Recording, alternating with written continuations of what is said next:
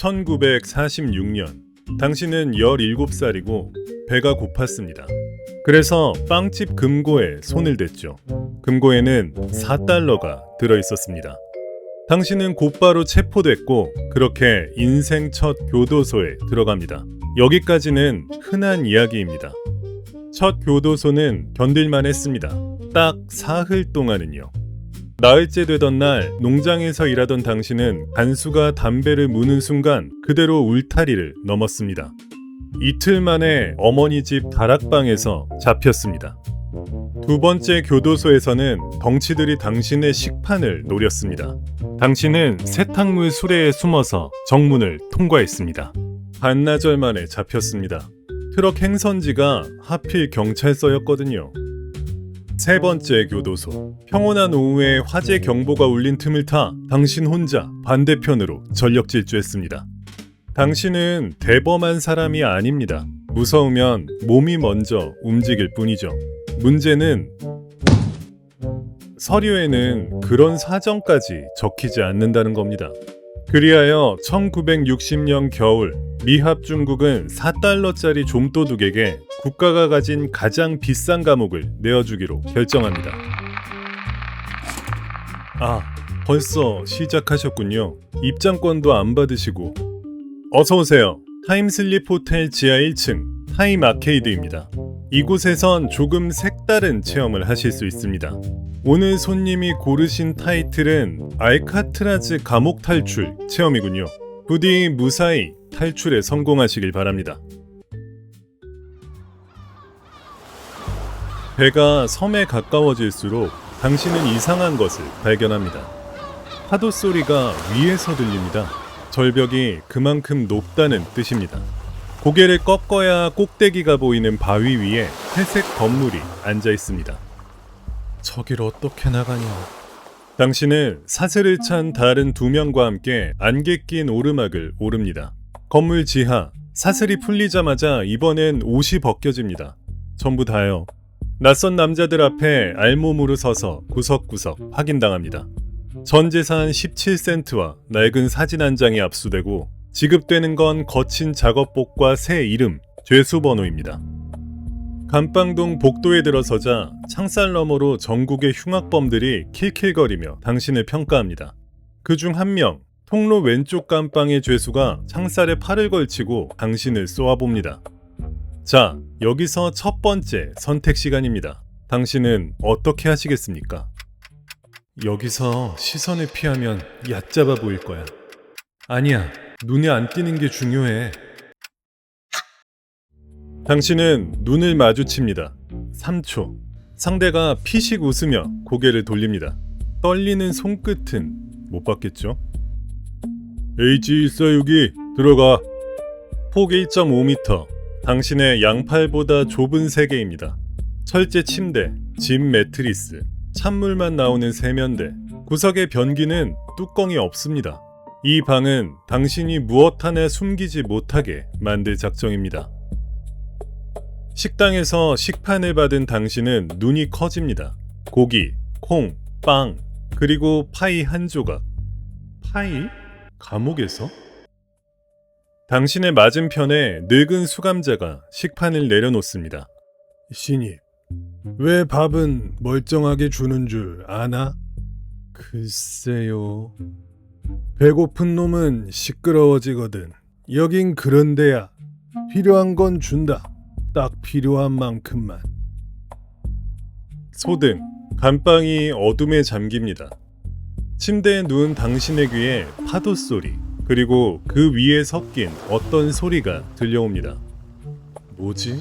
이 소리. 들리냐, 신입? 토요일 밤엔 요트 클럽에서 파티하거든. 이 섬에서 제일 무거운 형벌이 저 소리야.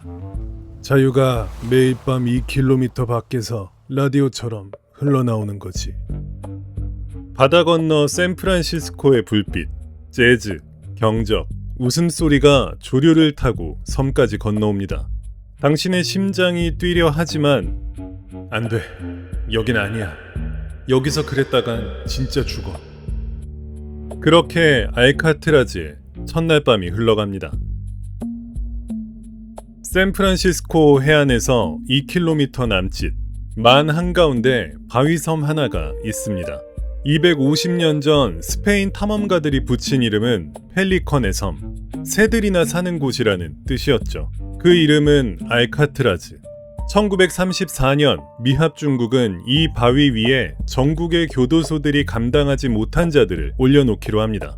높은 철조망과 총구가 내려다보는 감시탑들. 하지만 이 감옥의 진짜 간수는 10도 안팎의 얼음장 같은 바닷물과 시속 10km에 가까운 조류였습니다. 벽을 넘는 데 성공한들 그 다음 상대는 이 물살입니다. 그래서 이 섬의 별명은 더 락, 담장보다 바다가 더 무서운 감옥이었습니다. 석 달이 지났습니다. 당신은 이 섬에서 가장 조용한 모범수가 되었습니다. 그러던 어느 아침 유지보수반으로 작업 배정을 받았습니다. 페인트를 칠하고 파이프를 조이는 잡일이지만 감방 밖의 하루는 특권입니다. 알카트라즈에서 일자리를 얻은 수감자는 시간당 5센트에서 12센트를 벌었고 성실하면 한 달에 며칠씩 형기가 줄었습니다. 그리고 이 노동에는 교도소가 계산하지 못한 부작용이 하나 있었습니다. 일하는 수감자는 건물을 알게 된다는 것. 그날의 작업은 감방동 꼭대기 천장 환풍구 설비 점검이었습니다. 당신은 사다리 위에서 환풍구 덮개의 녹을 긁어냅니다. 하나, 둘, 셋. 덮개들은 단단하게 고정되어 있습니다. 그런데 네 번째 덮개. 긁게 끝이 가장자리에 닿는 순간 덮개가 아주 조금 밀립니다. 열린 것도 떨어진 것도 아니었지만 분명히 움직였습니다. 다른 덮개들과 달리 이 하나만 프레임에 제대로 고정되어 있지 않습니다. 왜 이것만 움직이지? 심장이 다시 그 소리를 냅니다. 첫날 밤 도시의 음악을 들었을 때 그 박동. 그때 아래에서 간수의 목소리가 올라옵니다. 뭐해? 문제 있어? 말해야 돼. 보고하면 점수를 딸 거야. 아니야, 잠깐만. 3초. 당신에게 주어진 시간은 3초입니다. 얼른 대답하세요. 아닙니다. 녹이 좀 심해서요. 그날 밤 감방에 누워 깨닫습니다. 저 위 어딘가에 열린 뚜껑이 있고 그 위엔 지붕이, 지붕 너머엔 하늘이 있다는 것. 모르던 때로는 돌아갈 수 없습니다. 아니야, 못해. 감방에서 저기까지는 어떻게 가는데? 그 물은 뭘로 건너고? 못해. 나 혼자서는. 당신은 방금 자신이 고른 단어를 뒤늦게 알아차립니다. 못해가 아니라 나 혼자서는 못해. 미쳤냐? 여기서 누굴 믿어? 하지만 이미 머릿속에서 식당의 얼굴들이 하나씩 지나가기 시작했습니다. 그날부터 당신은 식사 시간을 관찰하기 시작합니다. 누가 누구와 앉는지, 누구의 손이 거칠고 누구의 눈이 살아있는지. 아무한테나 말했다간 끝장이야. 며칠의 관찰 끝에 후보가 둘로 좁혀집니다. 첫 번째는 늘 붙어 앉는 형제. 세탁실 배관이 터졌던 날 간수가 부르기도 전에 공구부터 챙기던 손을 당신은 기억합니다. 두 번째는 창가 상석의 덩치. 이 식당에서 유일하게 줄을 서지 않는 남자. 탈출은 힘이지. 저 덩치라면 뭐든 뚫을 거야. 아니야. 힘은 시끄러워. 이 섬에서 시끄러운 건 전부 독방행이야. 당신은 형제의 테이블로 식판을 옮깁니다. 힘은 요란하지만 손은 조용하니까요. 식판을 내려놓자 두 쌍의 눈이 동시에 당신을 봅니다. 동생 쪽이 픽 웃습니다. 너 그 신입이지? 첫날 복도에서 눈 마주쳤던. 그때 재밌었는데. 눈은 부릅뜨는데 손은 벌벌 떨고. 그래서 볼 일이 뭔데? 들켰던 겁니다. 첫날부터. 하지만 그래서 오히려 말이 나옵니다. 이 형제 앞에서 당신은 처음부터 겁쟁이였으니까 일을 체면도 없습니다. 당신은 식판 위로 몸을 숙이고 평생 가장 작은 목소리로 속삭입니다. 천장에 열린 데가 있어. 형제의 숟가락이 동시에 멈춥니다. 형이 천천히 주위를 훑고 동생이 몸을 기울입니다. 계속해봐. 존과 클래런스, 앵글린 형제. 대공황기 조지아의 가난한 농가에서 태어난 14남매 중 둘입니다. 어딜 가든 붙어 다녔고 감옥까지 같이 왔습니다. 고향의 얼음장 같은 호수에서 수영하며 자란 차가운 물이 무섭지 않은 남자들. 손재주는 타고났고 감옥에서 형 존의 일터는 이발소였습니다. 바닥에 머리카락을 매일 쓸어 담는 자리죠. 이들 역시 탈옥 전력으로 이 섬에 왔습니다. 며칠 뒤 운동장, 형제가 당신을 담장 구석으로 데려갑니다. 마른 체구의 조용한 눈의 남자가 벽에 기대 서 있습니다. 인사해. 머리가 필요하다고 했잖아. 남자가 당신을 봅니다. 훑는 게 아니라 읽습니다. 질문 하나만 하지. 그걸 발견하고 왜 보고 안 했어? 겁 많은 모범수라면 당연히 그랬어야지. 시험입니다. 당신도 그걸 압니다. 나가고 싶었다고 하면 너무 속보이나? 솔직하게 모르겠다고 해? 그건 바보 같잖아. 당신은 나가고 싶으니까 라고 말하고 싶었지만 목소리가 나오지 않습니다. 정말로 모르겠으니까요. 그 3초의 침묵을 본 남자는 처음으로 희미하게 웃습니다. 머리가 계산한 게 아니라 몸이 저질렀다는 얼굴이네. 그런 놈은 밀고를 못해. 계산이 빠른 놈은 더 좋은 계산이 나오면 울거든. 천장 위를 보고 싶은데 방법이 있나 들어보자. 프랭크 모리스, 이 탈옥의 설계자가 될 남자입니다. 위탁가정을 전전하며 자랐고 13살부터 감옥이 집이었습니다. IQ 133, 상위 2%의 두뇌. 여러 교도소의 담장이 그에게 뚫렸습니다. 별명은 교도소 시스템의 후디니. 그렇게 손과 머리와 문이 모였습니다. 남은 문제는 하나. 이 넷은 서로 너무 멀리 삽니다. 통로에서 만나려면 넷은 나란한 감방에 있어야 합니다. 하지만 감방은 뿔뿔이 흩어져 있죠. 방은 어떻게 하지? 간수를 매수하나? 매수? 내 전재산 17센트로? 그때 모리스가 어이없다는 얼굴로 말합니다. 돈을 왜 써? 달라고 하면 되는데. 며칠 뒤 당신들은 각자 요청서를 냅니다. 사유는 간단하게 아는 사람들과 가까이 지내고 싶습니다. 당신은 확신합니다. 이런 게 통할 리 없다고. 여긴 미국에서 가장 삼엄한 감옥이니까. 전부 승인됩니다. 뭐? 실화입니다. 1961년 모리스와 앵글린 형제 그리고 네 번째 남자는 비구역의 나란한 감방으로 이동을 요청했고 교도소는 전부 승인했습니다. 특별한 심사도 없었습니다. 삼엄한 알카트라즈였지만 어차피 못 나가는 섬인데 무슨 상관이냐는 교도소의 오만덕에 1961년 가을 요청은 즉시 승인됩니다. 며칠 뒤 모리스가 가져온 계획은 간단했습니다. 감방벽 환기구를 사람이 지나갈 크기로 넓혀 빠져나간 후 배관 통로를 타고 3층 높이를 올라 당신이 발견한 천장 환풍구로 빠져나가 지붕에 선다. 문제는 콘크리트 벽을 파낼 도구였습니다. 도구가 필요해. 소리 안 나고 걸려도 변명이 되는 걸로. 작업장에 진짜 공구가 널려 있잖아. 드라이버 하나쯤은. 아니야. 연장이 없어지면 의심받아. 식당 숟가락? 그걸로 어느 세월에. 당신은 작업이 끝날 무렵 드라이버를 소매에 밀어 넣습니다. 작업장 문을 나서는데 그 앞에 문틀처럼 생긴 기계가 서 있습니다. 스니치 박스. 금속 탐지기 3대 중 한 대는 작업장 앞을 지킵니다. 당신 같은 사람을 잡으려고요. Game over. 벌써 끝나셨네요. 괜찮습니다. 코인은 서비스로 넣어드리죠. 계속 하시겠습니까? 당신은 식당에서 일어서며 숟가락 하나를 소매에 넣습니다. 그날 밤 소등 후 세면대 아래 환기구 가장자리에 숟가락 끝을 댑니다. 끼익! 한번 긁으면 가루가 손톱만큼 떨어집니다. 이걸로 사람이 지나갈 구멍을? 몇 년이 걸릴지. 하지만 바닷바람에 수십 년 절여져 삭은 벽은 생각보다 약했습니다. 문제는 속도였죠. 숟가락으로는 몇 년이 걸릴 판입니다. 그러던 어느 낮 운동장에서 모리스가 다가와 말합니다.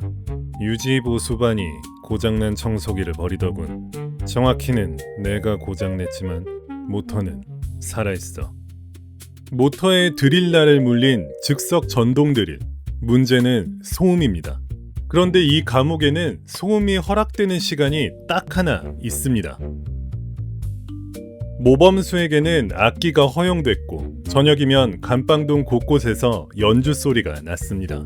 이 탈옥의 밤들은 그 시간에 진행됐습니다. 한쪽 감방에서 아코디언이 시끄럽게 울리는 동안 옆방에서는 모터 드릴이 벽을 갈았거든요. 간수의 귀에 그것은 그저 연주 못하는 죄수의 소음이었습니다. 판행 구멍은 골판지에 벽과 같은 색을 칠한 가짜 덮개로 가렸습니다. 간수의 손전등이 매일 밤 그 골판지를 스치고 지나갔습니다. 몇 주 뒤 4개의 벽에 4개의 구멍이 뚫립니다. 당신은 난생 처음 감방 뒤 통로에 섭니다. 어둠 속 파이프의 숲. 넷은 파이프를 타고 올라 천장 아래 간수 없는 비밀 다락방을 얻습니다. 그런데 문제가 하나 생깁니다. 밤에 여기서 작업하려면 빈 침대를 들켜선 안 됩니다. 그리고 이 감옥이 매일 하는 것. 점호. 하루 13번. 밤에도 손전등으로 머릿수를 세. 침대가 비면 그날로 끝이야. 베개를 이불 밑에 넣어두면 어때? 사람처럼 보이게. 손전등은 이불을 안 봐. 얼굴을 봐. 얼굴이 필요하네. 그날부터 다락방은 공방이 됩니다.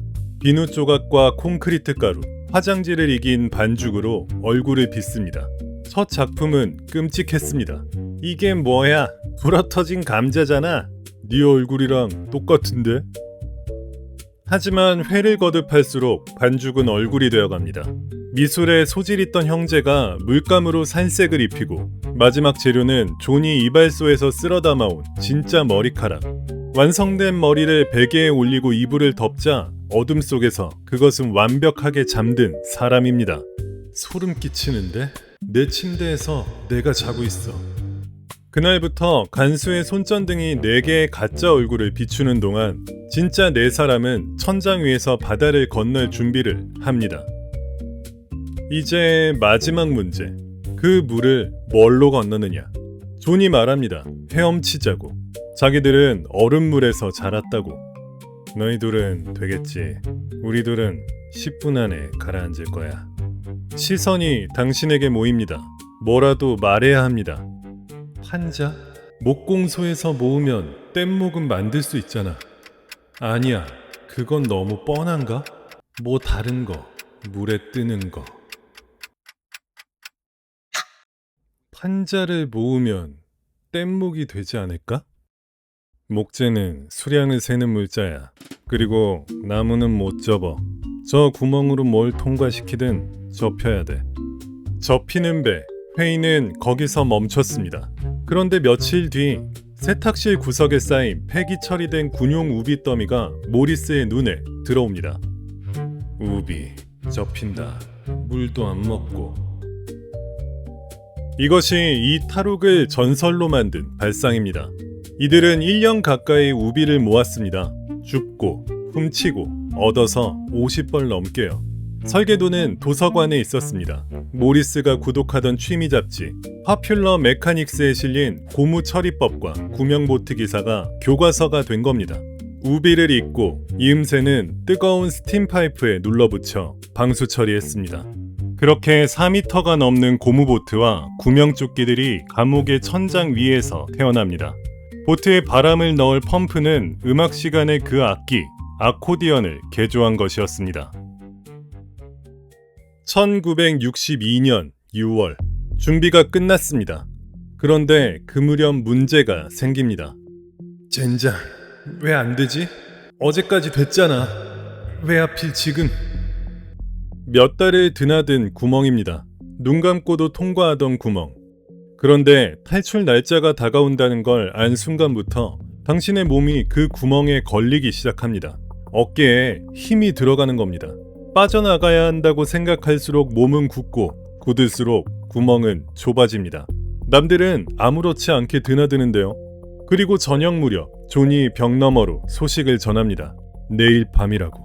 안개가 짙고 달이 없는 밤, 모리스가 나를 정했다고. 내일?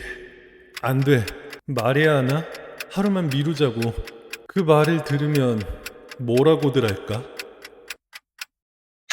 당신은 벽면에 바짝 입을 대고서 조심스럽게 존을 부릅니다. 저기 있잖아. 그런데 벽 너머에서 들려오는 건 존의 들뜬 목소리입니다. 1년을 기다렸다고. 이런 안개는 다시 안 온다고. 당신은 하려던 말을 삼킵니다. 이 팀에서 가장 겁 많은 남자가 할 수 있는 말이 아니었으니까요. 그리고 무엇보다 당신은 그 대답이 두렵습니다. 그럼 너는 남아. 밤새 파면 들어갈 수 있을 거야. 늘 하던 대로 혼자 조용히. 남은 시간은 24시간. 벽은 준비를 마쳤습니다. 당신만 빼고요.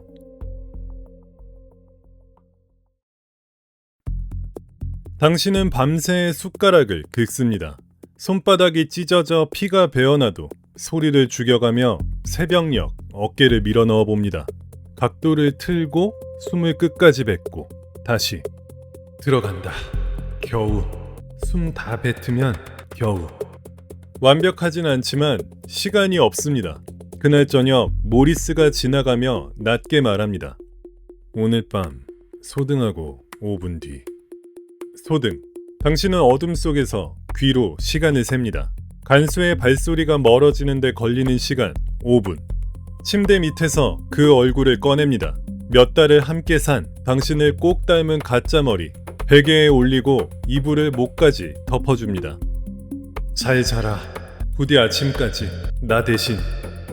골판지 덮개를 뗍니다. 1년을 판 구멍이 반겨줍니다.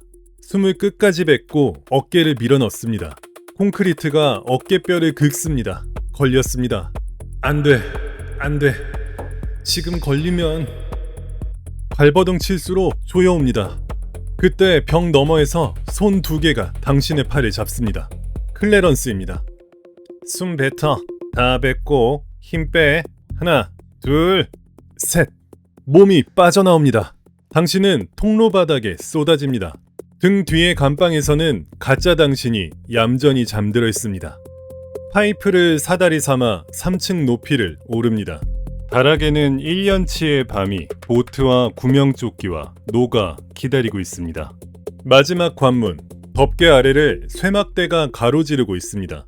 사람이 통과하지 못하게 박아둔 것이죠. 모리스가 자작 공구를 물리자 막대가 조금씩 벌어집니다. 이제 덮개만 들어 올리면 됩니다. 문제는 저것이 수십 년 묵은 무쇠 뚜껑이라는 거. 소리 없이 열 방법이 없습니다. 모리스가 손가락 3개를 펴니다. 셋, 둘, 하나. 총성 같은 소리가 밤의 감옥 위로 퍼집니다. 넷은 그대로 얼어붙습니다. 발소리, 무전기 잡음. 당신은 숨을 참습니다. 옆에서 클래런스도, 존도, 모리스마저도. 넷이 어둠 속에서 하나의 돌덩이가 됩니다. 하지만 이내 발소리가 멀어집니다.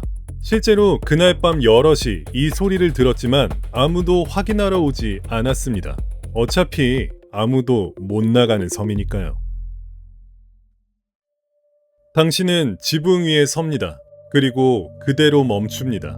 2년 만의 하늘, 검은 바다 건너 샌프란시스코의 불빛. 매일 밤 소리로만 듣던 도시가 눈앞에서 빛나고 있습니다. 가깝다. 이렇게 가까웠구나. 넷은 몸을 낮추고 지붕을 가로지릅니다. 배관을 타고 지상으로 내려갑니다. 서치라이트가 지나가기를 기다렸다가 뜁니다. 철조망 2개를 고무보트를 짊어진 채 넘습니다. 그리고 마침내 발밑에서 파도가 바위를 때립니다. 서치라이트가 닿지 않는 좁은 해변, 모리스가 고른 자리입니다. 클래런스가 아코디언을 보트 구멍에 끼우고 펌프질하자 조금씩 고무보트가 부풀어 오릅니다. 그때 존이 다가와 말없이 당신의 구명조끼 끈을 당겨 조여줍니다. 14남매의 마디가 평생 했을 손놀림으로. 보트가 물에 뜹니다.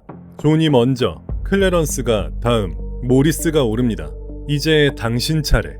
당신은 발목까지 물에 담그고 멈춥니다. 10도의 차가운 물이 뼈를 저미듯 파고듭니다. 눈앞엔 검은 바다, 등 뒤엔 불 꺼진 감옥. 못하겠어. 이 물에서 죽을 거야. 돌아가면 최소한 살아는 있잖아? 지금이면 늦지 않았어. 아무도 모르게? 아니야. 저 방엔 이미 내가 자고 있잖아. 당신의 발이 움직이지 않습니다. 앞으로도 뒤로도. 그때 클래런스가 보트 위에서 손을 내밉니다. 야, 겁쟁이. 도망칠 시간이야. 도망. 그 단어에 당신은 반사적으로 손을 뻗습니다. 고무보트가 어둠 속으로 미끄러집니다. 처음 몇 번의 노질에 팔이 후들거렸지만 이내 조류가 보트를 끌고 갑니다. 파도가 옆구리를 때릴 때마다 얼음 같은 물보라가 얼굴을 때리는데 이상하죠? 춥다는 생각이 들지 않습니다. 멀리 골든게이트의 불빛이 안개 속에 번져 있습니다. 매일 밤 감방까지 건너오던 그 소리들의 도시 쪽으로 당신은 노를 젓습니다. 그리고 처음으로 내일을 생각합니다. 이름부터 바꿔야지. 아무도 모르는 데로 가서 농장 같은 데서 일할까? 그건 자신 있는데. 아침에 일어나서 일하고 밥 먹고 문 잠그는 건 내가 하고 그 정도면 돼. 그 정도면 충분히 좋아. 안에서 잠기는 문과 안에서 잠그는 문. 그 차이 하나를 위해 내 남자는 지금 10도의 바다 위에 떠 있습니다. 뒤를 돌아봅니다. 알카트라즈가 안개 속에서 그저 어두운 바위 하나로 보입니다. 바람이 등을 밉니다. 조류도 오늘 밤만은 편을 들어주는 것처럼 녹아 물을 가릅니다. 한 번, 또 한 번. 어둠 속에서 내 남자가 우비 50벌을 타고 골든게이트를 향해 나아갑니다. 1962년 6월 12일 아침, 알카트라즈의 점호에서 3명이 일어나지 않았습니다. 간수가 창살 사이로 손을 뻗어 어깨를 흔들었을 때 베개 위에 머리가 바닥으로 굴러 떨어졌습니다. 사이렌이 울렸고 FBI와 해안경비대와 군이 섬을 뒤졌습니다. 벽 뒤에서 나온 것은 숟가락, 청소기 모터 드릴, 그림 물감, 그리고 천장 위의 작업장이었습니다. 이 모든 것이 실화입니다. 프랭크 모리스, 그리고 존과 클래런스 앵글린 형제. 1962년 6월 11일 밤, 세 남자는 정말로 이 방법 그대로 알카트라즈에서 사라졌습니다. 사실 이 계획에는 한 사람이 더 있었습니다. 앨런 웨스트. 그날 밤 그는 자신의 벽을 뚫지 못했고 알카트라즈에 남아 이 모든 과정을 증언했습니다. 그럼 세 사람은 어디로 갔을까요? 며칠 뒤부터 만에서 물건들이 발견됩니다. 나무노, 고무조각, 방수 포장된 지갑, 안에는 앵글린 가족의 사진이 들어있었습니다. 그리고 시신은 발견되지 않았습니다. 단 한 구도요. FBI는 17년을 수색한 끝에 1979년 세 사람은 차가운 바다에서 익사했다고 결론짓고 파일을 닫습니다. 그런데 세월이 흐르는 동안 이상한 이야기들이 쌓여갑니다. 앵글린 형제의 어머니에게는 매년 크리스마스마다 발신이 넘는 꽃이 배달됐습니다. 그녀가 세상을 떠난 1973년까지요. 1975년 브라질의 한 술집에서 형제와 꼭 닮은 두 남자의 사진이 찍혔고 2013년에는 샌프란시스코 경찰서에 편지 한 통이 도착합니다. 나는 존 앵글린이다. 그날 밤 우리는 셋 다 살아서 건넜다. 나는 이제 늙고 병들었다. 필적 감정 결과는 판독 불능이었습니다. 물론 이 중 무엇도 증명되지 않았습니다. 전부 사실일 수도, 전부 그럴듯한 소문일 수도 있죠. 확실한 것은 하나뿐입니다.